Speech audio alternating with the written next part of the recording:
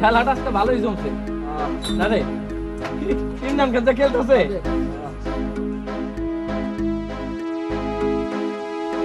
লরে আর টাকাটা লেখা রাখিস। আর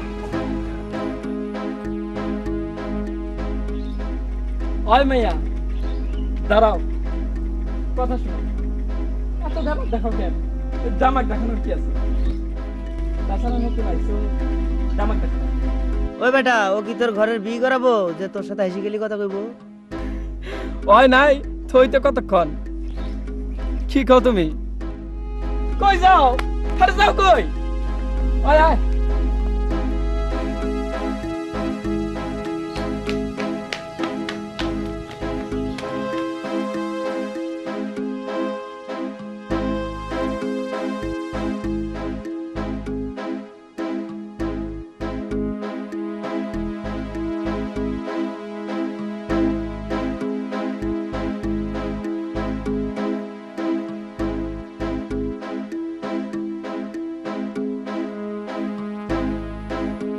কিরে মিতু, তুই এরম করে দৌড়ে এলি কে?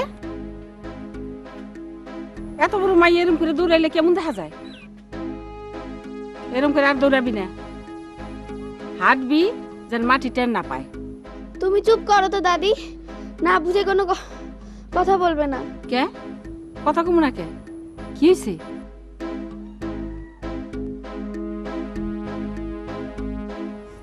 স্কুল থেকে আসার সময় কতগুলো অসভ্য ছেলে আমাকে দেখে বাজে বাজে কথা বলছিল। কস কি? এত চিন্তার কথা? আয় আমার কাছে।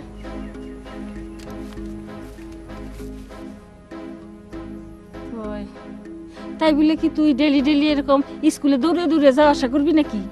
জানি না। এই জন্যে তো কই পর্দা করো, মাথায় ঘুমটাটা দিয়া স্কুলে যাও। তা তোমরা তো কেউ আমার কথা শুনবা না।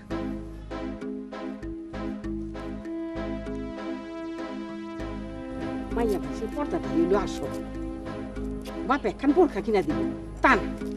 ডিঙ্গি মাইয়া একলা একলা স্কুলে যায় আর আসে, তাই এরকম তুই বই।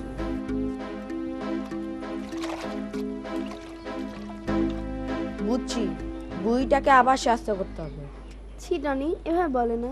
শোন, কালকে আমার স্কুল ছুটি হলে আমি তোর স্কুলে আসবো, তারপর দুজন একসাথে মিলে বাসায় আসবো, ঠিক আছে? ঠিক আছে। কি ব্যাপার, তোমরা এখানে চুপচাপ দাঁড়িয়ে আছো কেন? মন খারাপ? না তো বাবা। হ্যাঁ বাবা, মিতুর মন খারাপ। মিতু স্কুল থেকে আসার সময় কিছু বাজে ছেলেকে বকা দিয়েছিল। কি বলিস? কোন ছেলে? কোন ছেলে? আমি চিনি নাকি? নাকি তুমি চিনো সবাইকে? অবশ্য ঠিক। তাহলে তো তোকে একা একা স্কুল থেকে আসতে দেওয়া যাবে না। বাবা জানো দাদি কি বলে? কি? দাদি বলে কি মিতুকে বোরখা পরতে। যা। হ্যাঁ বাবা। বাবা, আমি একটা কথা কইতে চাইছিলাম। এই যে এটা তো টাউন না, এটা তো দেশ গ্রাম না, আর এই পোলাপানগোর জন্য এই গ্রাম তৈল গিয়া বিদেশ বিভুই। তা আমি কইছিলাম কি, মিতু তো বড় হয়ে উঠছে, ওর একখান বোরখা কিনা দাও, একলা একলা স্কুলে যাওয়া আসা করে। তাছাড়া ধরো নিজে গুজরাত্র নিজেরই খেয়াল রাখতে হয় না? ঠিক আছে প্রভু, এসব নিয়ে আপনাকে ভাবতে হবে না, আমি দেখছি। আপনি দেখেন রান্নার কতটুকু হলো। ওদের মনে হয় খিদে পেয়েছে। হ্যাঁ, এই তো রামদান হয়ে গেল বুঝলা।